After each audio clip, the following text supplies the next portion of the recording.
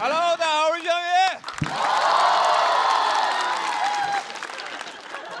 先磕了一下，好尴尬呀！哎呀，然后第2年录节目了，然后确实还是不是那么适应。然后去年录完之后吧，然后就接了很多乱七八糟的工作，每次去都让我聊哲学，但我就是个本科生的水平，给我感觉是去答辩的。问我说：“翔宇，你怎么理解尼采？”我想说我没有选修这门课，尼采我都是在网上看的，我都怕说出来过不了查重，直接学术造假把我抓起来。我后悔，知往恢恢，疏而不漏。还有，因为我说我是应届生嘛，就老师让我代表年轻人，甚至有次非要宣传我是青春男大。我说别吧，我都27了，我只是延毕了。那你是不是只要在读书就一直是男大？整个宿舍一起延毕到80，哎，耄耋男大。啊，一起推着轮椅去上课。老师说：“同学们，我这门课今年可能会挂几个人呀。”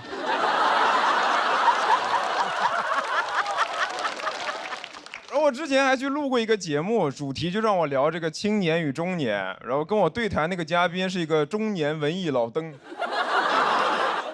不是马老师啊，是我，那个人才是真的奇葩，我跟你说。当时我一进去，然后那人在那喝水，我说老师，您这个杯子挺漂亮的。他说哦，我在日本买的，我之前是在日本留学，从小就比较喜欢日本文化。现在也没事就会飞东京去浅草散散步。谁问你了？谁问你了？我一句话了解一个男人半辈子。我聊的不是杯子吗？没聊你呀，你在这儿装什么杯呢？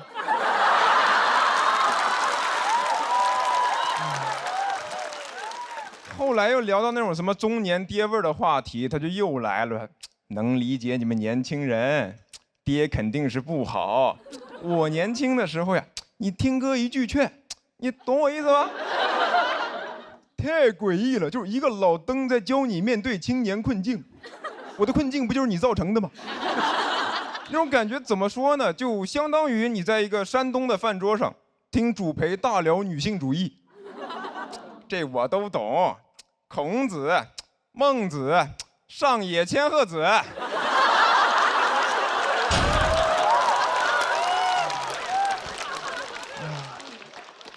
然后我最难理解的一类工作吧，就是让我给建议，我给应届生建议，给年轻人建议，甚至给职场人建议。我一个刚毕业的本科生，天天到处给人建议，我成专家了。妈咋的？本生专呀。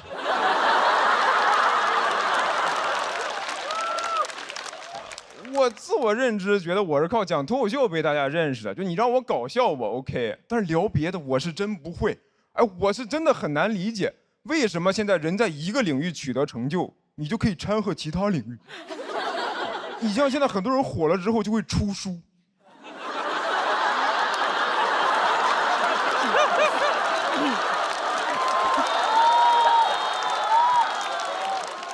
当作家。我送过你。哎，以前出书很难的，你想想司马迁，你现在把《史记》和那种明星畅销书摆在同一个书店，司马迁看到什么反应？说啊，这样就可以吗？我受宫刑忍辱偷生值得吗？还迈不过这个人间不值得啊！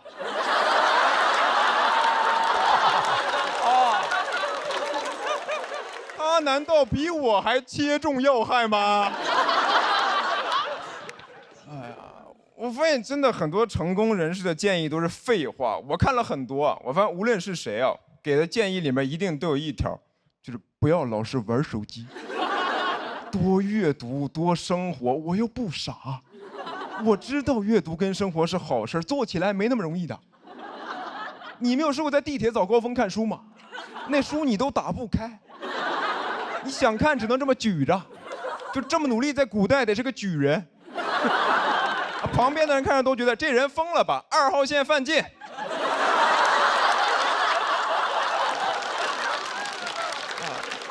然后我真的也被人问过，说翔宇，你在人生的低谷会反复看的书是什么？我看的是《斗罗大陆》和《斗破苍穹》。就是那些崇高的思想、细腻的情感，你是要花精力去品的。你说你累一天，晚上回家瘫在床上，就不想看那种文学大部头，费脑子，砸脑袋贼疼。我看什么《平凡的世界》，我白天过了。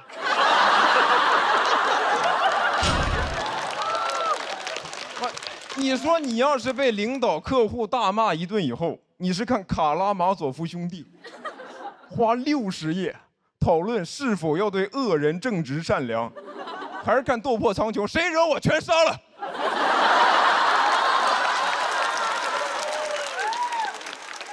你看现在大家都喜欢看这个短剧、爽文，那不还是因为现实生活很多问题解决不了吗？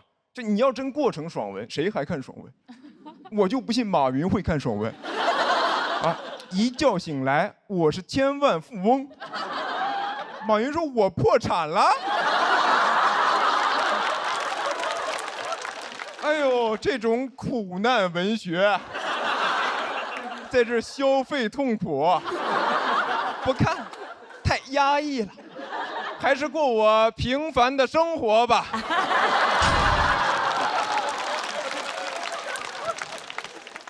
我真心希望大家每个人都能过得好，但这是不是也像是一种幻想？所以我就不想给建议，我想拍个短剧，一觉醒来，我们每天都有时间阅读和生活。谢谢你们，我是于翔宇。Hello， 大家好，我叫于翔宇。我是去年刚刚大学毕业的，我这个大学专业学的是哲学。大家一般听到那个反应就是哇。那就是有文化没工作。这个我读哲学确实是不太好找工作，而且我身边有些朋友还会调侃我，说找不到工作怎么了？你们学哲学的人不是都很通透吗？你虽然找不到工作，但是你可以辩证的看待这个问题啊。我咋辩证啊？说实话，我真的一点都不通透，因为我学完哲学吧，跟大家学任何专业一样，还是要出来找工作打工的。我发现现实生活跟我学的不一样的时候，我只会更加矛盾。我那时候找工作的时候，我上午还在上课，我学那个《资本论》，什么资本会无情的压榨你，剥削你的剩余价值，资本来到世间，从头到脚都流着血跟肮脏的东西。我下午去面试的时候往那儿一坐，我可以加班。什么亚里士多德呀，多劳才能多得。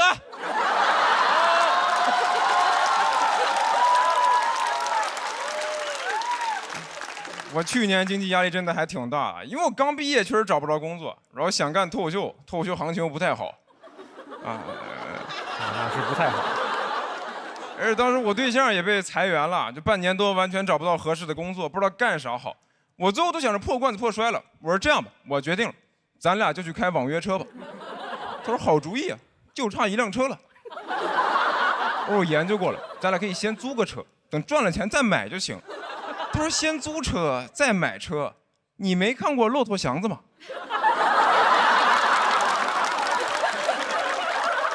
于翔宇，你要租车你就完了，你就一直给人干吧，你还叫什么翔宇啊？你就叫祥子。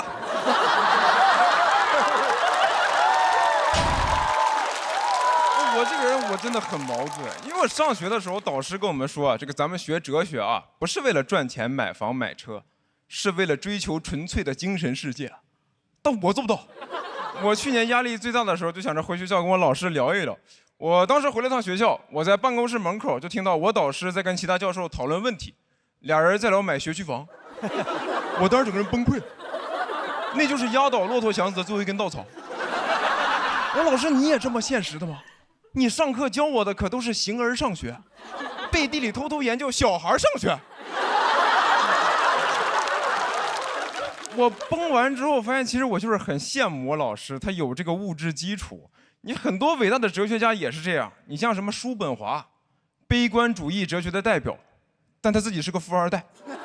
叔本华的生平是这么写的：自幼喜好哲学，11岁学习宗教学，15岁研读伏尔泰和卢梭，19岁研读古希腊哲学，21岁继承父亲遗产。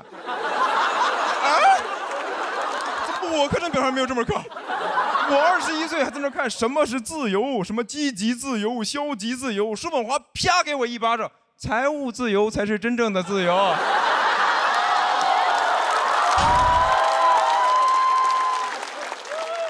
我看完都觉得我看不懂叔本华的哲学是应该的，可能不是我理解能力有问题，就是单纯没有办法跟有钱人共情。你看他写那些句子，什么意志决定命运，真的吗？我怎么觉得是遗产决定命运？还有什么不要拿健康换取身外之物？你叔本华是不用换呀，你拿你爸的健康换的。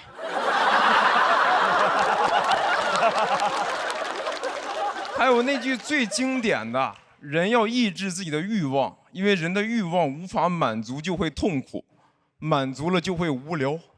我想无聊，太想过无聊的生活了。我虽然现在是靠搞笑有趣吃饭，但你问我的梦想是什么？我想做一个无聊的人。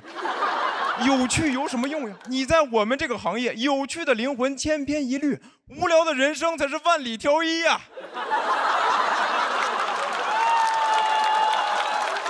好想过上那种枯燥乏味的生活，住在陆家嘴的顶层豪宅，穿着一件真丝睡袍，端着一杯红酒望着窗外，没啥意思啊。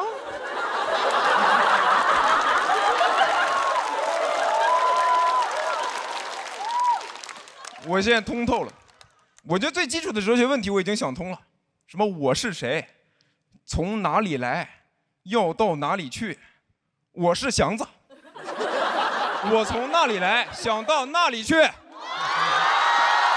振业，先生，我叫于翔宇。Hello， 大家好，我叫于翔宇。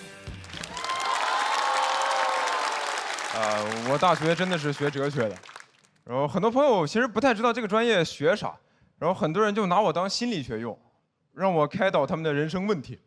经常就是在一些饭局，就是一堆中年大哥聊他们那些怀才不遇的破事儿，聊着聊着突然问我说：“翔宇，我怀才不遇这个事儿在哲学上该怎么解决？”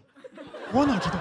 哎，大哥，你真的要从哲学的角度看，那你得先抓住这个问题的本质，有没有可能就是你没有才华，你从来就没有孕育过才华，那你就不是怀才不遇，你就是不孕不育。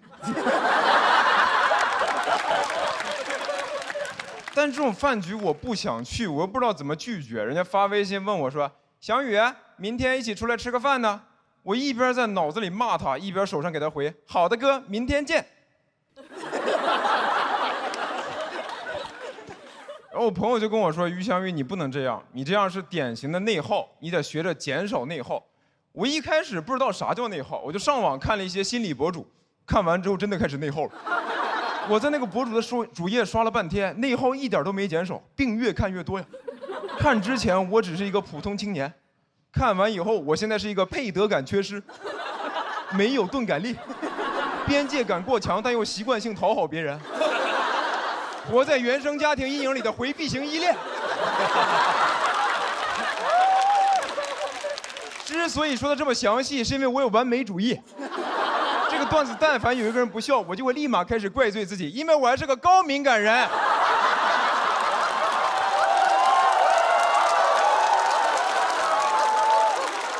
就他们这个诊断方式，你别说是我了，我觉得就算是现代心理治疗的开创者弗洛伊德去刷小红书，他也得有病。弗洛伊德刷完之后恍然大悟说：“哦，我原来不是个欧洲人，我是个东亚小孩啊。”而且这帮心理博主吧，到最后就经常把你所有的问题都归结为你原生家庭有问题。我觉得这个理由也太大了。你说我不会拒绝别人，是我爸妈的问题。哎，是不是就是因为当初我妈不好意思拒绝我爸？啊，而我觉得他说我原生家庭有问题啊，这个表述它本身就有点问题，它就是个陷阱题。因为原生家庭本身它就是不是一个好词儿。人家家庭幸福的人就不叫原生家庭，人家就叫家。你没有见过谁跟你说哦，我这个工作是我原生家庭托关系帮我找的。最近买房了，原生家庭出的首付。我爸妈说了，在外面累了就常回原生家庭看看。常回原生家庭看看，回原生家庭看看。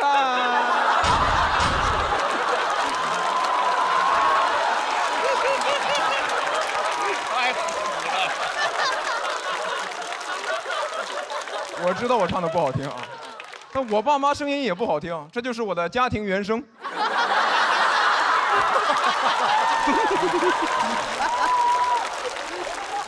而且我觉得，就算真的是原生家庭的问题，我也很难解决，因为他那个理论说的是，你成年以后的很多问题都是小时候父母造成的，但是意识到这些问题的时候，事儿已经过去了，来不及解决了。小孩身处其中的时候是不知道哪里有问题的，没有哪个小孩能做到一边被打，一边理性分析，一巴掌打过来，哦，我原生家庭有问题啊。所以我现在就算看完这些心理学知识之后，我也完全解决不了我自己的问题。我唯一能用到的地方就是我能看出谁有问题。所以我现在在高铁上看到那种小孩在跑来跑去、大吵大闹、外放视频，父母在旁边玩手机，完全不管他那种小孩，我都不会讨厌他，我只会觉得孩子，你这辈子完了，你原生家庭有问题，跑吧，跑向你不幸的一生。别看你现在这么活泼，长大会抑郁的，还有心思看汪汪队立大功呢。抓紧看蛤蟆先生去看心理医生吧。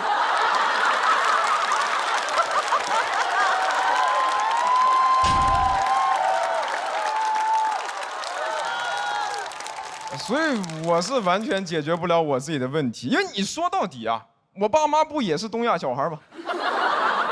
所以我做不到什么事就只怪他们，我没有什么解决方案，我只能祝大家尽量少一点抽象的焦虑，没事能常回原生家庭看看。谢谢你们，我叫于翔宇。Hello， 大家好，我叫于翔宇。我是去年大学毕业的，我大学专业学的是哲学，然后节目组就说，那这期主题你可以刚好聊一下哲学专业毕业之后的工作方向。这咋聊呀？就是没有工作。我毕业的时候，我辅导员还劝我乐观一点，说翔宇，你暂时找不到工作这个事儿呢，它也有好处，你就可以刚好保留应届生干净的身份。我光有这个身份有啥用呀？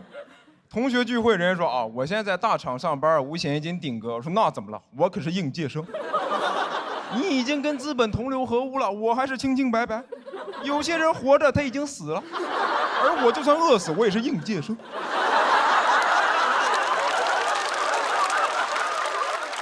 我墓志铭上就写于翔宇，他的一生是应届的一生，没给资本出过一分力。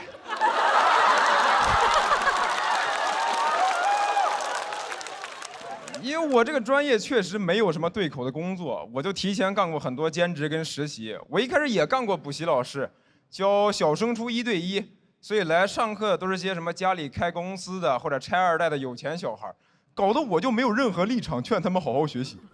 小时候我老师跟我说的是咱好好学习，考好大学，找好工作，过好的生活。但这帮小孩他已经有好的生活了，搞得我每次骂他们我都很心虚。我说你现在不好好学习，那长大以后可就只能出国留学了。你难道希望跟你同学一样，就当一辈子普普通通的房东吗？我求求你了，你就当是为了我学，你让老师挣2个钱儿吧。老师不花，都给你攒着，以后租你们家房子。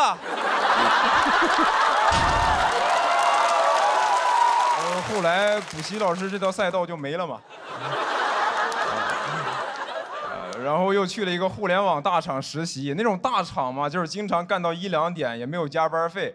我说领导这么干我实在受不了了。领导说这怎么了？这很正常啊。翔宇，你学哲学的呀，存在即合理啊。当时给我哲学世界干崩塌了。我学这么多年，从来没有想到过一件事的存在，它都不合法，但就合理啊。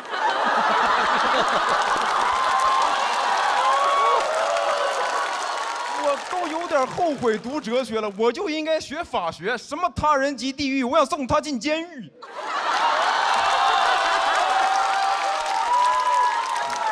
哎呦，但是我也就是嘴上说说啊，就是完全没活干的时候又会着急上火，还好有京东念慈庵鸡热清帮我降火，6大天然草本成分，像应届生一样干净。因为我毕业的时候真的是一个 offer 都没拿到，我以前上学的时候还想着什么整顿职场，我甚至想过用《资本论》整顿职场，说没有人可以拿走我的剩余价值。一毕业发现真没人拿，就我的剩余价值不会年年有余吧？而且如果完全没人用我的话，我这个都不能叫剩余价值。一道菜如果有人吃了，剩下的厨余垃圾都可以勉强叫做剩余价值。而我这种应届生，就相当于那种没有开封的5仁月饼，包装精美，原料干净，日期新鲜，但就是没人动，而且还是会每年新生产出来一批拿来送给老板。老板说：“哎呀，饼太多了，吃不完，根本吃不完。”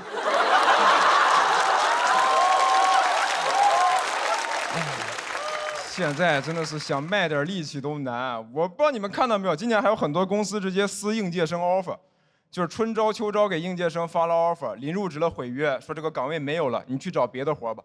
我觉得这不纯耽误人吗？你这个点让人上哪儿找活去？我觉得这个事儿的恶心程度就相当于，比如说今年年初，爱奇艺就定了我可以来录节目，快开录了跟我说啊，我们这边选手已经满了。我说那我咋办？我为了来这儿，我把别的活都推了，我连春招我都没去。你说现在让我干啥呀？你干点啥不都可以吗？你年纪轻轻的一身力气，要不你就去种地吧，少年。快走吧，快走吧，错过了春招，别再错过秋收了。这事儿给那帮大学生都逼疯了，突然没活干了，也找不到工作，都开始在评论区找工作了。就哪个撕 offer 的帖子最火，就在下面留言，说求捞，墩墩，走过路过的好心人，有工作踢踢我。还有个 HR 在下面着补，说这个公司虽然撕了你们的 offer， 但至少给你们保留了应届生的身份。哎呦，您可真是个大善人。我可得感谢你，只是玩弄了我的感情，没有真的玷污我啊！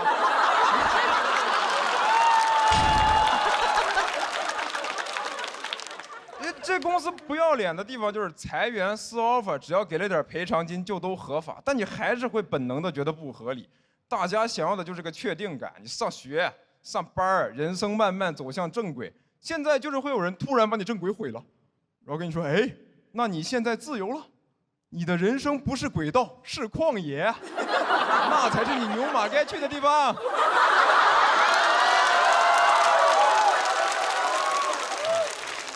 我就看着那帮同学蹲在那儿找工作呀，我都想说，要不实在不行，就都来干脱口秀吧。我们这边今年2家大厂都在扩招。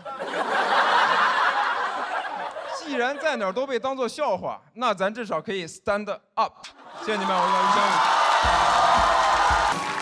Hello， 大家好，我叫于翔宇。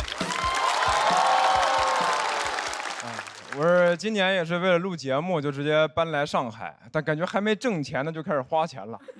我得先找个房子，我是在那种平台租的，其实性价比稍微有点低。他们就跟我说他服务好，会给我配个管家。我租房还带个管家，就好像我骑共享单车还配个司机，感觉我是个落魄的贵族，一个人来到这大上海。没有家，但有个管家。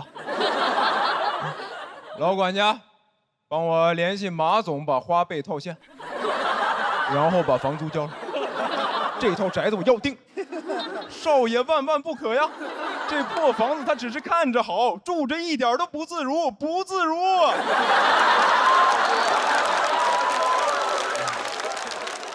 我发现现在这些花钱的地方就很爱给你用一些很高端的词儿。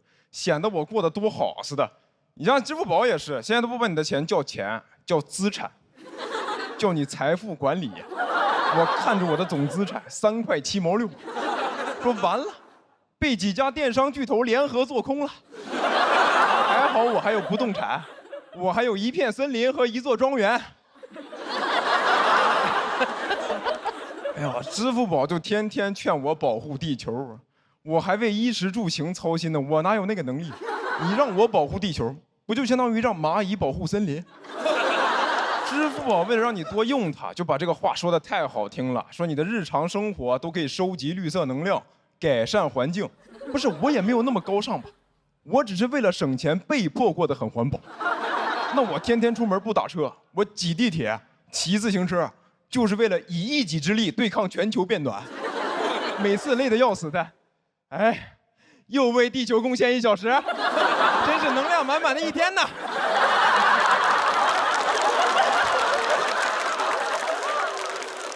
我觉得用这些高端词儿就是在说些漂亮话，想让你多花钱，搞得现在用词儿就越来越大，有些都不讲道理了。你像很多品牌代言，就除了代言人以外，现在还有品牌大使。大使，不是主权国家的代表吗？你这个品牌也太狂了吧！那你和别的品牌合作都不能叫联名了，你俩建交吧。品牌大使，你为了唬人，这个名头叫的也太大了吧！我上次听到这么取名的还是发型总监。很多奢侈品甚至有全球大使，你都能代表地球了。你是要跟外星人建交吗？你大使拿着你的衣服给三体人，三体人一看吊牌，这也太贵了，不要回答，不要回答，不要回答。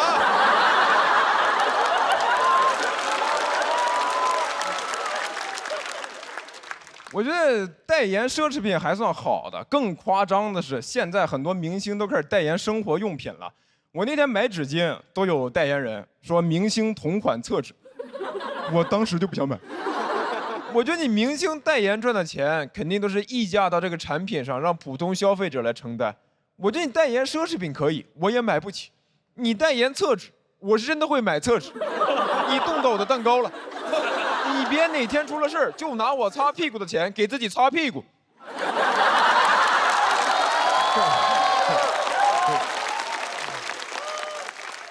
我觉得这个一个现代文明社会应该少一点这种漂亮话，多关注一下人的具体需求。但现在经常就是为了表面漂亮，完全不管你实际需求。你像很多商场现在会宣传自己各种友好，修得贼漂亮，但就是不愿意在厕所门口写个男女。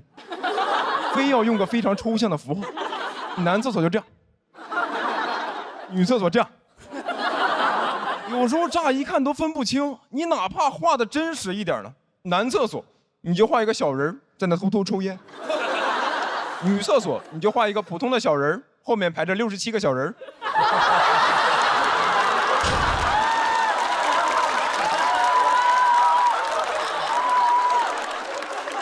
你商场为啥不能多修点女厕所？你这个现代文明社会能不能解决点实际需求？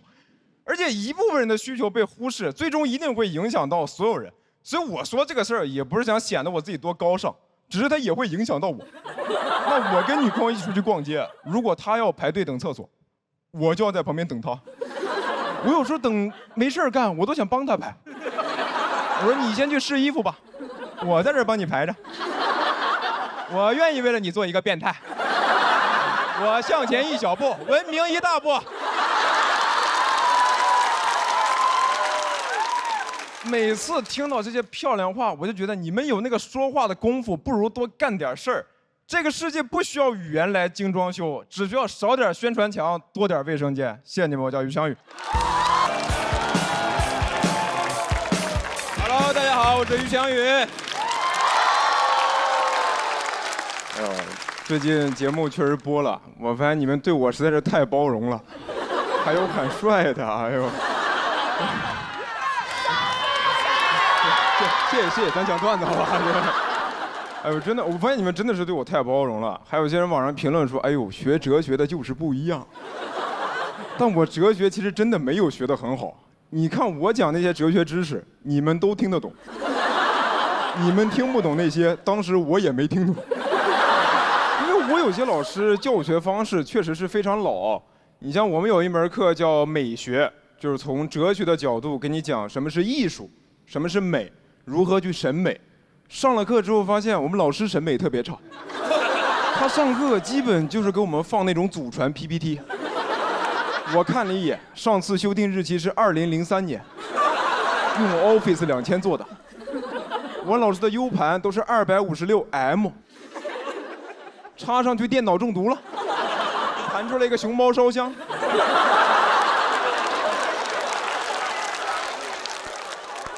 PPT 打开之后还有2行标语，写着上课勿摘口罩，时刻严防非典。下一页课程的标题是5个大字，用的是宋体，加粗、描边儿、立体带阴影、彩虹渐变色。5个大字，什么是艺术？这是艺术吗？这不是艺术字吗？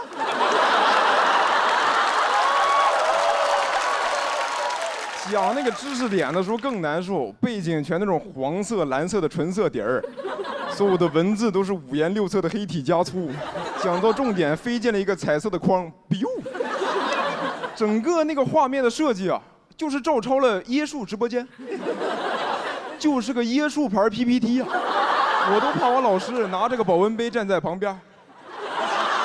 同学们，这 PPT 我从小用到大。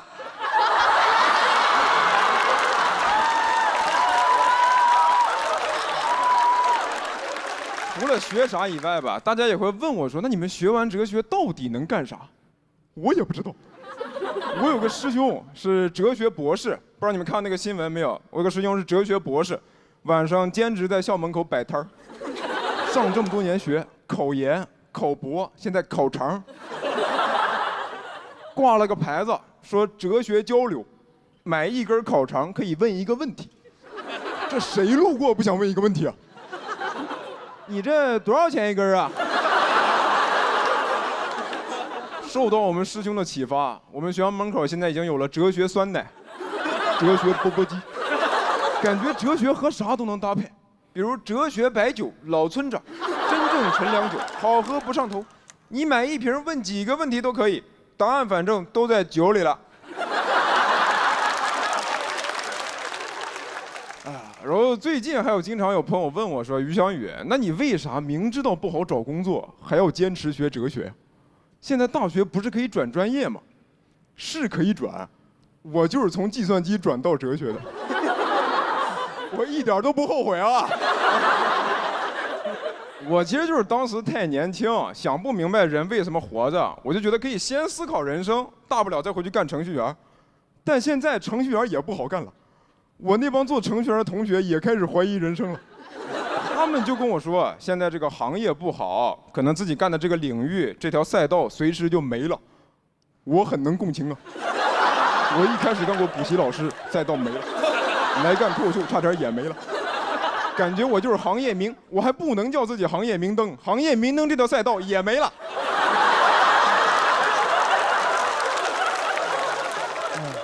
他们比我工作早，就说前几年还算稳定，这工作就是1个萝卜1个坑嘛。现在就是坑位在减少，那萝卜不知道能去哪儿，可能连网约车都开不了了。现在有无人驾驶出租车了，那玩意儿叫萝卜快跑。感觉这车撞你之前还要嘲讽2句，说萝卜，快跑吧，时代的车轮来撵你啦。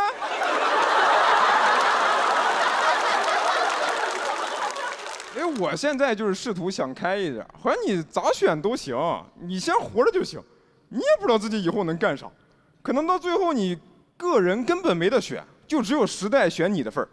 你比如说订书机，现在主要用来订外卖，它被设计出来是为了整合和传承人类的知识，现在就天天打包芝士炸鸡。但要是乐观的看的话，可能以前在学校没人在乎订书机，大家喜欢那种很炫酷的卷笔刀、奇形怪状的橡皮，现在都快淘汰，只有订书机活下来了。订书机可能很高兴，哥们儿现在 offer 太多了。那卷笔刀你再能卷，没人用啦。现在没笔可卷，只能卷眉笔。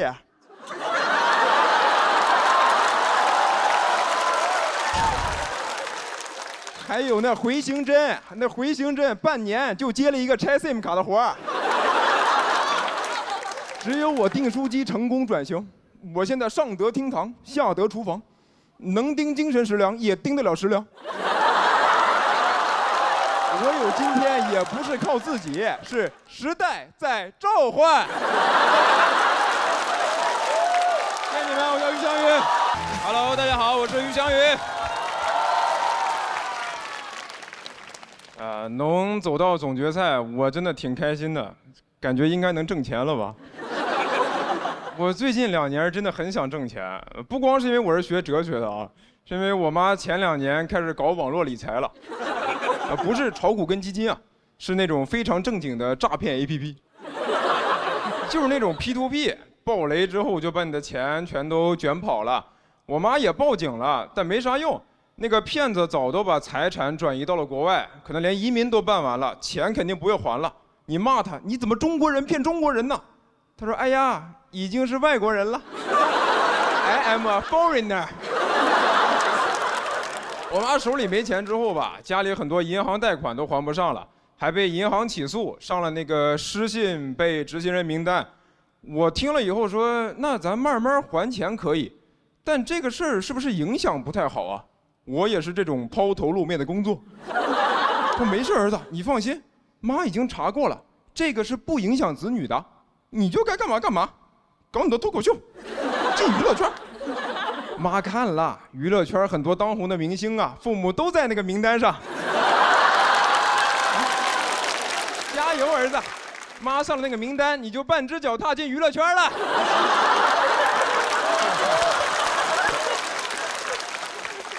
然后我妈为了要还钱，就想找点挣钱多的活儿，但人上了年纪也没啥能干的，她就决定去干月嫂和育婴师，因为家长舍得给孩子花钱，工资还可以。她就跟我说，她正在努力学习如何带孩子。我说妈，你不会呀？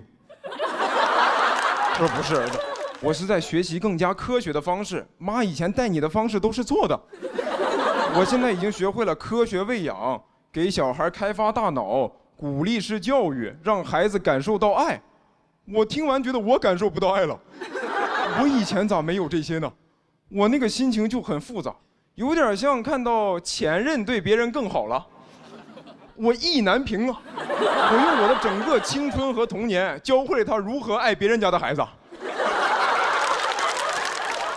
我都不敢问他妈，那你爱我吗？我怕他说儿子爱过。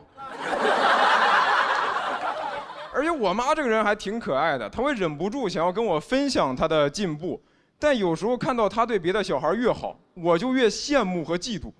有时候她跟我打电话，也不聊她的生活，也不聊我的生活，就聊那个小孩。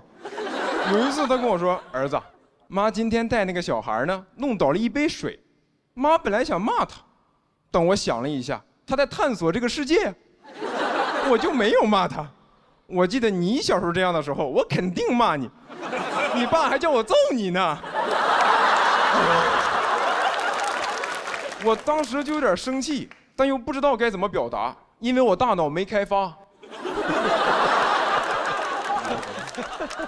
我妈有时候跟我打视频都会带着那个小孩。有一次她在给那个小孩早教背古诗，她就说：“来来来，快给小雨哥哥也背一个听一下。”那小孩就。羌笛何须怨杨柳，春风不度玉门关。我说小弟弟，你知道这首诗表达了怎样的思想感情吗？这里面用了一个拟人的修辞手法，一个怨字表达了诗人对不幸童年的叹息和对原生家庭不满的愤慨之情。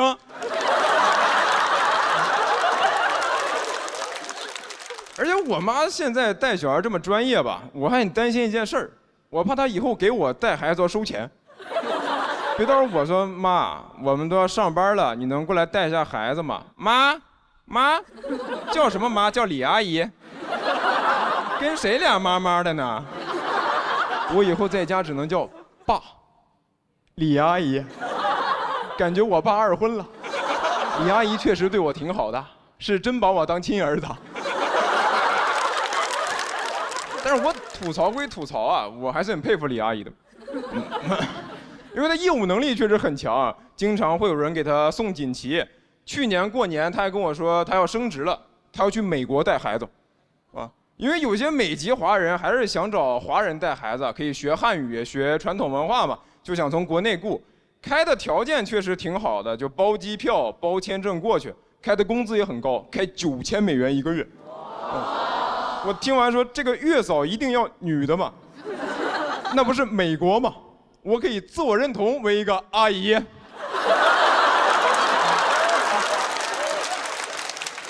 而且啊，但我当时担心这个不会又是诈骗吧？啊，不会骗子去美国2次创业了？我就提前想把李阿姨联系好，确认完全部是真的，但我还是不太放心。我说妈，那你要去美国这个事儿可不小，你有啥计划你跟我说一下。那你是不是去了美国，那你就不回来了？那个钱你也不还了？你成外国人了？师夷长技以制夷。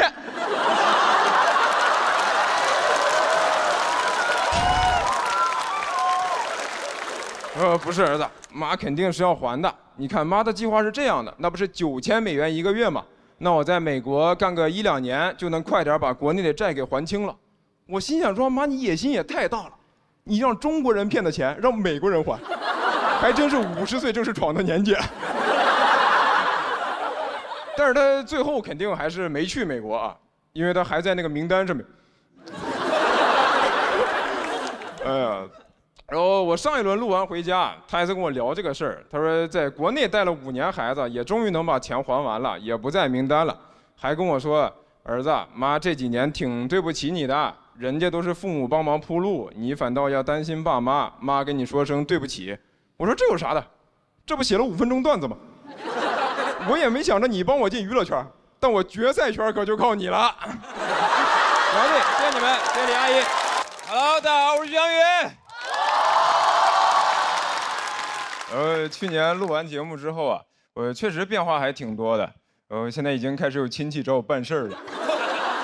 我上个月突然接到一个电话，跟我说翔宇，你表哥被抓了。我一问，说是因为我哥开店不小心收了一笔诈骗的赃款，要配合调查，现在被抓到了上海，联系不上。然后问我说，翔宇，你看能不能找个人去看守所把你哥弄出来？我听完直接懵了，我上哪儿找人去？我在上海认识的全是脱口秀演员，屁用没有，只会幽默。我要是问他们，你们有什么路子能去看守所吗？说咋的？你想去看守所演出啊？那你去不了，那里明星太多了，你咖位不够。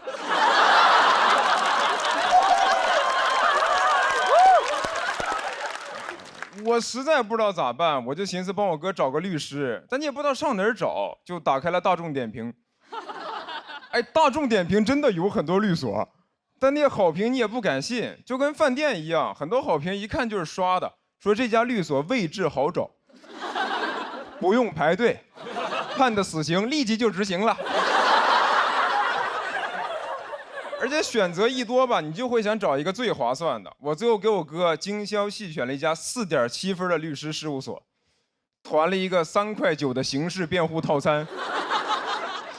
现在想想真的荒谬，穷病乱投医呀！3.9块的刑事辩护律师能干嘛呀？法官说无期，律师说行。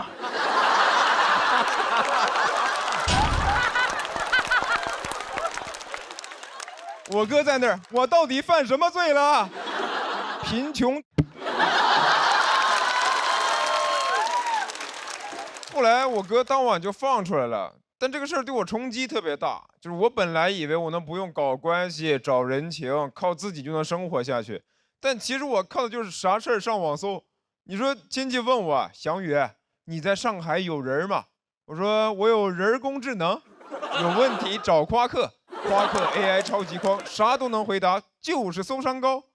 亲戚说，翔宇，你要不先搜搜怎么提高情商吧？其实从上大学开始，家里亲戚就会说，你出门在外，以后工作要靠人脉的，要多和那些比你厉害的人来往。但是比我厉害的人凭啥跟我来往？不都说人脉的本质是资源置换，人图我啥资源啊？图我网盘资源。我直接给爱奇艺 CEO 发私信，我有影视资源要跟你置换，我拉你进资源群，你让我进娱乐圈，感兴趣出来吃个饭，我还有海底捞大学生优惠。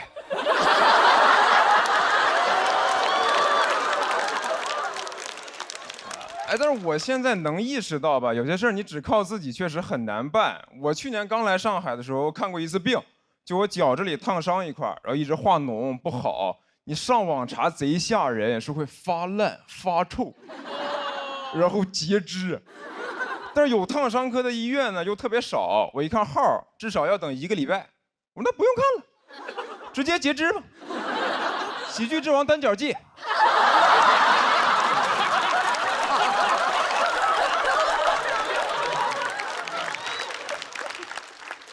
然后我找了半天，发现唯一能挂到的就只有那个特需门诊。他的意思就是你不用排队了，但是同样的医生，你直接挂50，特需门诊1000。我说，哎，这怎么医院还有迪士尼速通卡呢？我要不还是排队吧。我就发现人在财力有限的情况下，你哪怕是看病，也会下意识考虑性价比，就真的要钱不要命。身体的事儿不着急，啊，不就是排队排到死吗？哎，至少能玩上1个项目吧，啊，飞越太平间。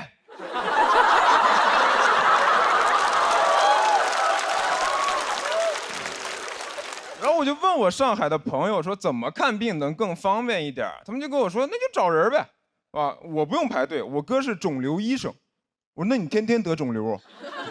他说不是，我哥会带我去其他科室再找人。那医院也是小社会，能关照的地方肯定会优先亲友嘛。为啥是亲友优先呀？不应该是 IC 优先吗？以前也没人教我这些呀，我只知道学医救不了中国人，不知道学医能救自己人呢。难道医学生宣誓仪式的时候问咱们为什么献身医学？为家人谋福利。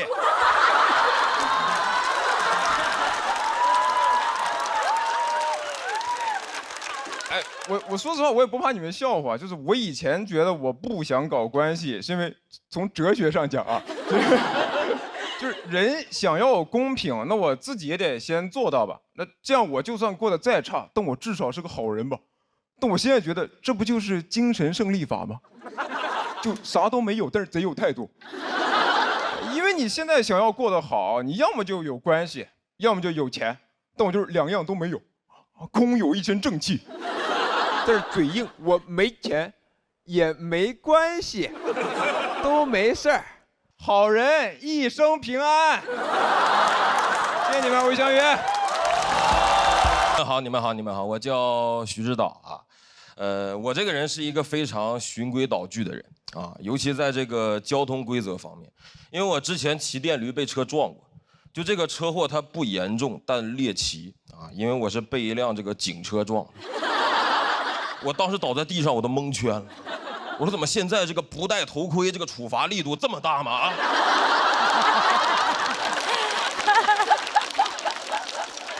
就你们都开始就地正法了是吧？当然人家也是不小心，但就周围都没有人敢扶我起来。这么年轻的逃犯啊！我说这种交通事故他能不能报警？咱别打个电话，他手机响了。我没敢报警，他把我抱上了警车。为了送我去医院啊，那个场面真的很诡异。我这边耳朵着地，摔的是血肉模糊，就那个画面，黑猫警长带着一只耳走了，你们见过？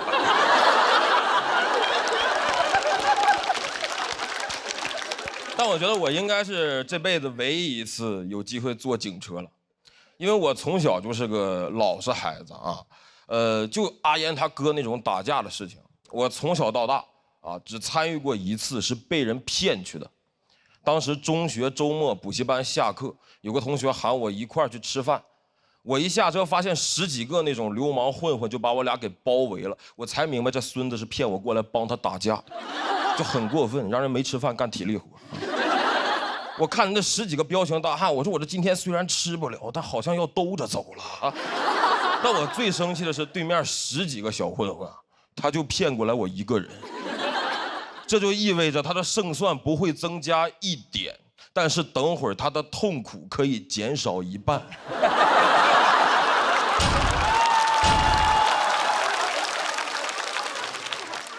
就他这种做事方式，我瞬间就明白为什么他一个区初中生啊，会有10几个人想要打他。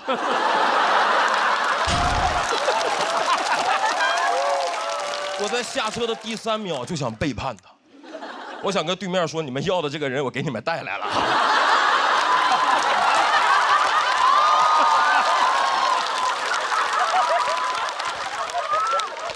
没等我反应过来，对面这个混混老大，他一步走到我面前，用2根手指头重重的戳我，威胁我。他说：“不准动。”我当时感觉他会点穴，我一下就怂了，但我不想显得怂，所以我就鼓起勇气，用那种非常强硬的语气回应他。我回了一句我这辈子都忘不了的话，我说：“我不动。”这句话对他们来说太震撼了。他们说：“你不动，你横啥呀？”就他们原计划应该是不准动，威胁我，我反抗，然后顺理成章开始对我进行殴打。结果我不动，我看着他们那个束手无策的样子，我就明白，就只要今天我不动，那我今天就不痛。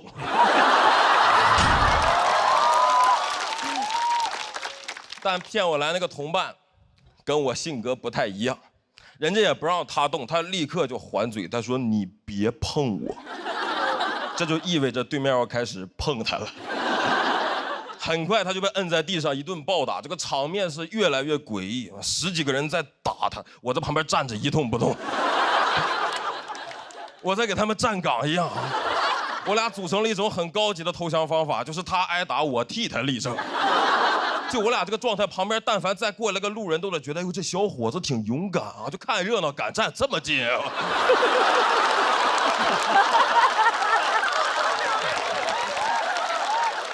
我说我是不是得帮一帮他？但我发现以我的能力和胆量，我能给他提供的最大帮助，就是给他提供点眼神支持。我的眼神里是有语言的，我说这个加油啊，这个忍咱就不疼了。我甚至不敢说出来，因为我不知道这个嘴动它算不算动。打了足足2分多钟，他们都快打不动了。我那个同学被打的都快不动了，而我雷打不动。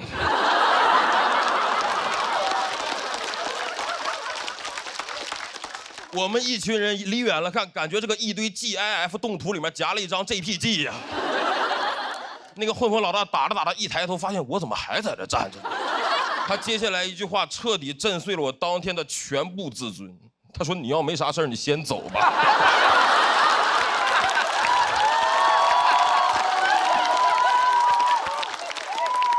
各位，就这句话，他在群架里面很难出现的呀。他代表着对你懦弱的肯定，他坚信你留下来什么用都没有。这句话打到脸上太屈辱了。你要没啥事儿，你先走吧。虽然我听完确实走了。但那个感受很真实，我那天到家就2个感受，就是屈辱啊，但是不痛。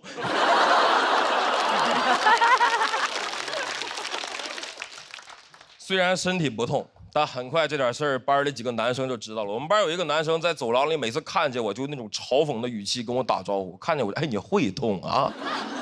更让我崩溃的是，班主任得知了打架这个事情以后的反应，他让我颜面扫地。他在全班同学面前通报表扬我，说徐某同学校外遭遇打架，对方一再挑衅，保持沉着冷静。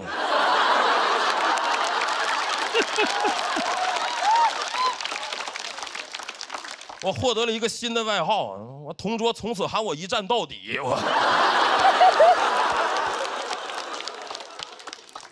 我说实话，那几年受了点影响，我一直很羡慕那些不太怂的人。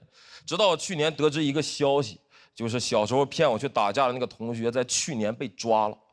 我一听这个罪名，我就乐出声了啊！罪名是诈骗。我当时说，我这点事儿追溯期这么长吗？但我又听说那个不让我动的混混老大，其实也犯过一点小事儿，但警察来了以后把他放走了，因为他认错态度良好。我一听就明白了。他从我身上学到不少。警察来了以后不准动，我不动。啊，那你没啥事儿，你先走吧。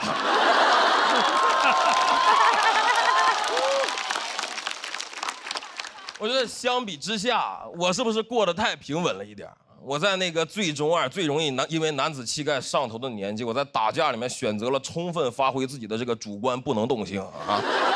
但这个性格也让我每天都能平安的回家。我觉得这也是我们这种不爱动的人一种宝贵的财产嘛啊，这就是我的不动产。谢谢大家，谢谢你们。大家好，我是刘润成，非常开心看到大家，谢谢大家。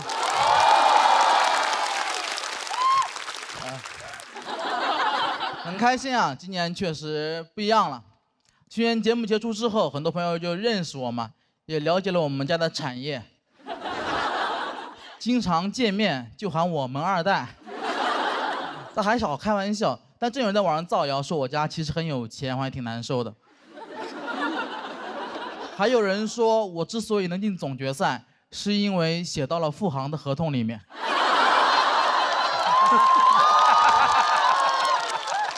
辟谣啊，没有什么背景，也没什么资源，小时候家里穷的还算是公开透明。当时我们住在店里面，说是店，其实就是一个街边的车库，完全密闭的空间，只有一个卷帘门。这就导致我从小就不相信圣诞老人会来我家，因为我觉得他应该做不到静悄悄地进入我家。就那个卷帘门呐，那玩意儿一拉，全小区都醒了，全小区都知道我们家穷的叮当哐啷哐啷哐啷哐啷哐啷响。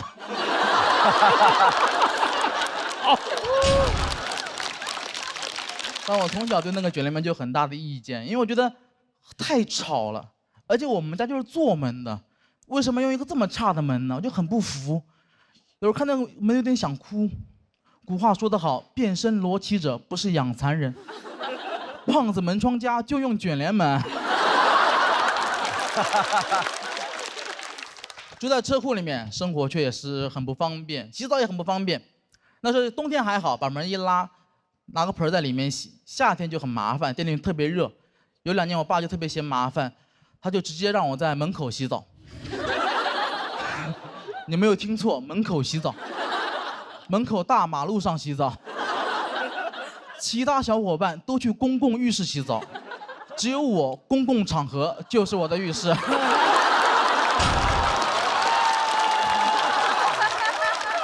但那会儿实在太小了，没什么羞耻感，也完全不在乎别人的眼光，完全不在乎别人的眼光。我都没注意那有个探头。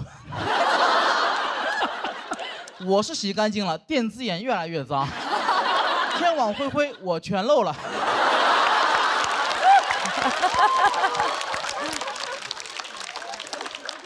但我从小还是比较懂事的，一边在家里面店里面去帮忙照顾生意，一边去努力的学习。从小就知道，这是不锈钢，这是铝合金，这是陋室，惟吾德馨。米兰昆德拉有一本书叫《生活在别处》，我童年也是一本书，生活在车库，所以我就很想住在很高的地方，那是我的梦想。等我真有条件之后，前2年还没上节目，赚了一些钱，有工作了。我就想住高一点，我住在上海静安区的一个老房子7楼，可以便宜一点，演出方便一点。大家如果了解会知道，其实法律规定啊，一个房子没有电梯的话，只能修到6楼，但我住在7楼。严格来说，那段时间我住在法外之地。哎，那开发商很幽默，他没有解决这个问题，他换了个说法，他说我们那个1楼是0楼，2楼是1楼，他说我住在6楼。我说你这个太厉害了，你不解决问题，你改变定义呀。好像小时候考试呢，问你什么饭店离小明200米，小明每分钟走50米，问你需要几分钟，你回答小明不去了。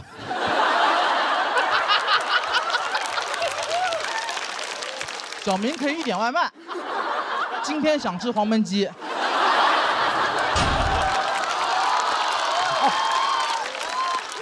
再配上一瓶乐宝啤酒，小明不再思考，今天只想玩好，放开玩 ，Why not？ 小明吃饱喝好，乐宝。老房子卫生间也特别小，只有1.4个平方，我很不习惯。要知道我小时候，那都是400多个平方，1.4个平方卫生间太小了。你们知道1.4个平方卫生间什么概念吗？就是我很难在里面摔死。是。有一次我在里面洗澡，脚一滑往后一倒，闭上一瞬间，我以为会倒地上流一地的血，睁开眼发现自己就这么卡墙上，整个人什么事儿都没有，一点伤都没有，全都是泡沫。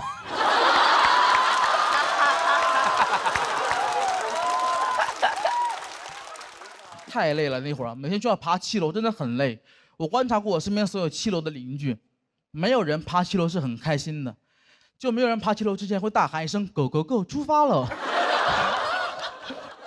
那段时间我只爱外卖小哥，毕竟爱是常觉亏欠。我那时候点外卖，主动把门打开，在门口等他，不舍得让他敲门，怕他没有力气。也怕他砸门的时候太有力气，然后我就发现，没有一个小哥可以做到无言独上7楼。他们话总是特别多，骂得我不敢下楼。一个人在寂寞梧桐区深院锁清秋。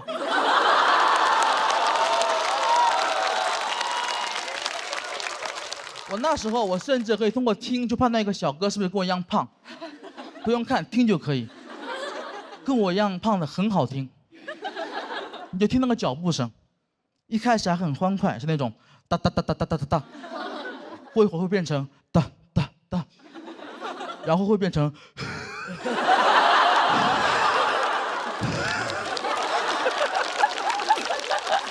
啊，一般这时候我手机就响了。我就听到小哥跟我说：“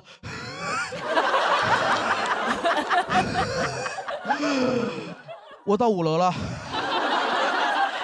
你准备一下出来拿一下吧。”我说：“其实你在4楼。”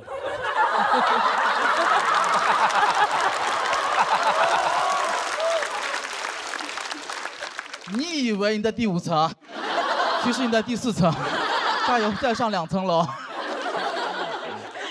去年节目结束之后，我生活真的变好了很多，所以我终于完成了童年的梦想。我现在住在20楼，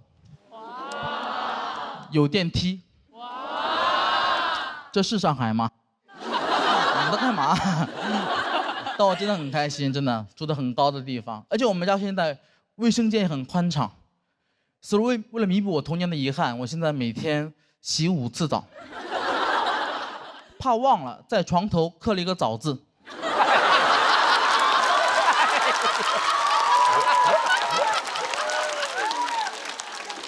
每天早上起来，我就吃早饭，洗早澡。当然住得很高，也有我想象不到的地方。我有很严重的恐高症，以前完全不知道。我住过7楼，但那个7楼没有阳台，所以我不知道。我现在每天晒衣服，那个腿抖的呀，衣服还没挂上去就干了，很讽刺。我觉得住上高楼才发现自己恐高。感觉就像屠龙勇士屠完恶龙，才发现比起公主，他更想保护动物。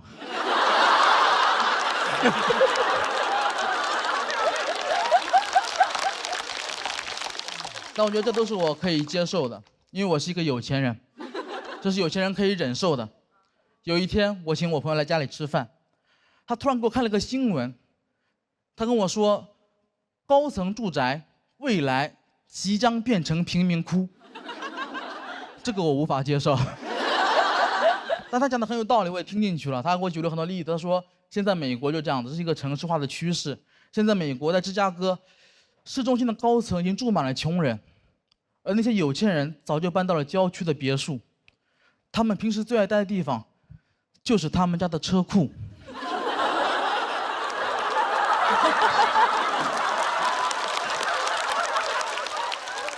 我被资本主义做局了。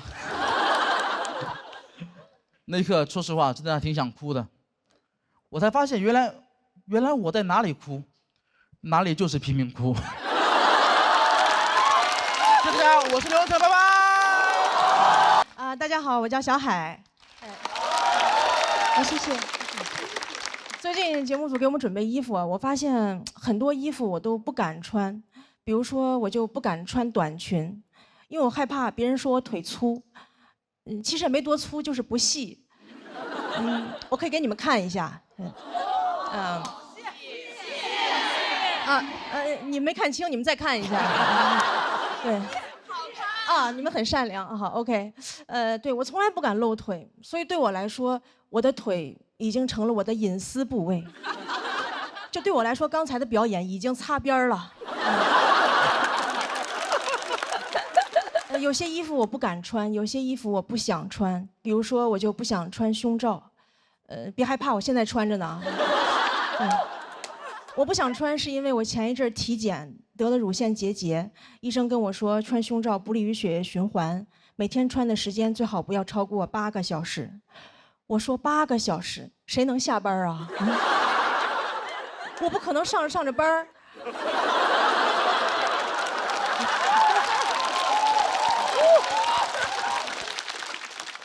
领导正跟我谈话呢。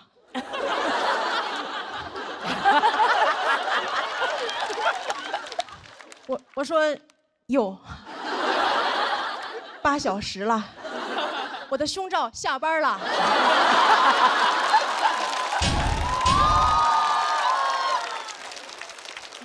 解脱了。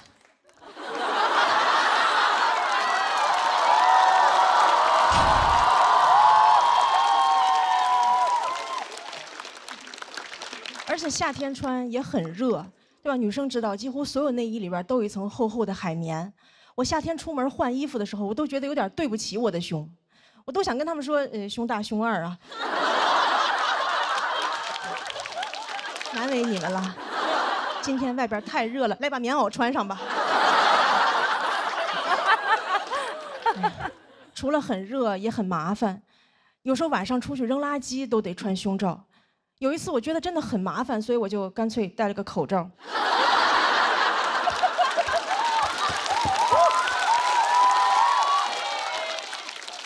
我觉得如果人只需要穿一件衣服，就是口罩。我甚至都可以只穿口罩。我打网约车就没有司机找不着我。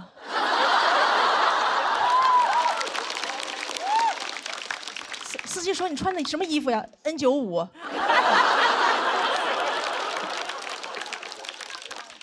我试过很多方法，怎么可以不穿？比如胸贴，但胸贴有一个问题，就是它就是出汗容易掉，所以我在台上从来不敢戴，我怕我在台上掉装备。我还得赶紧跪在上面说：“这是我护膝。”胸贴还有一个问题，就是有时候我会过敏。人多我又不好意思挠，我就只能捶胸脯。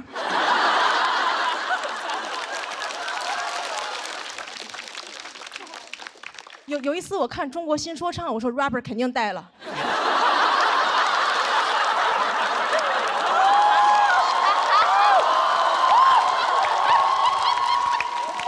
打招呼都是 Hey yo bra。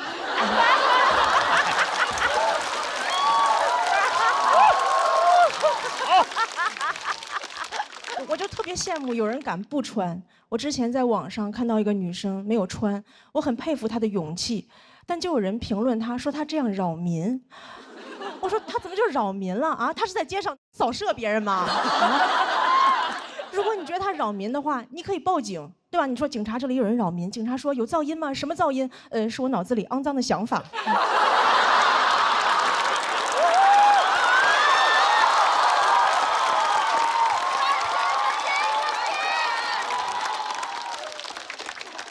他怎么就扰民了啊？如果不穿内衣扰民的话，那光膀子大爷是不是至少应该判个无期？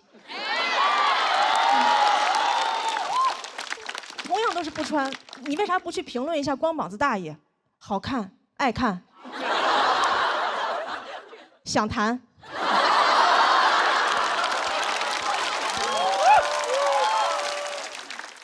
就是不想穿内衣这个事情，除了网友不理解，很多父母也不理解。有一次我跟我妈说我不想穿，我妈说正经人哪有不穿的？我当时我都变成那英了，我说这简直就是危言耸听。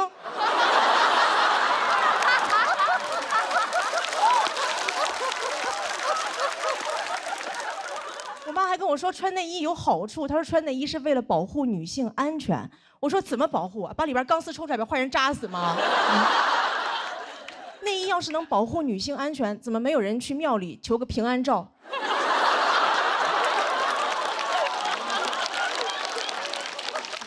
送给朋友说特意给你求了个祭照杯，保佑你逢凶化吉。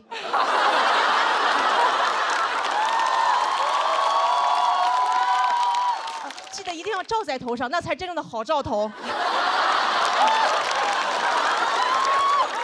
我第一次听说内衣能保护女性安全，怎么坏人最怕的是内衣吗？啊，两个流氓正要骚扰一个女生，女生调整下肩带，流氓说快跑，有胸罩。咱俩分开跑，他一个能扣俩。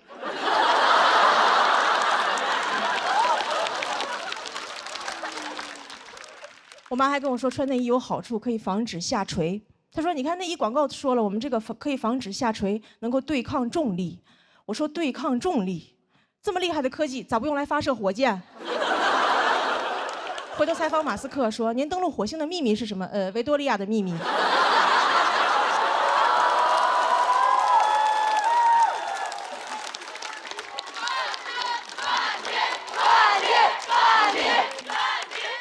对，其实我说了这么多，我就是希望女生穿衣服能少一点束缚，多一点自由。本来我想说的话还有很多，但是我今天从出门到现在已经8个小时了。谢谢大家，我是小海。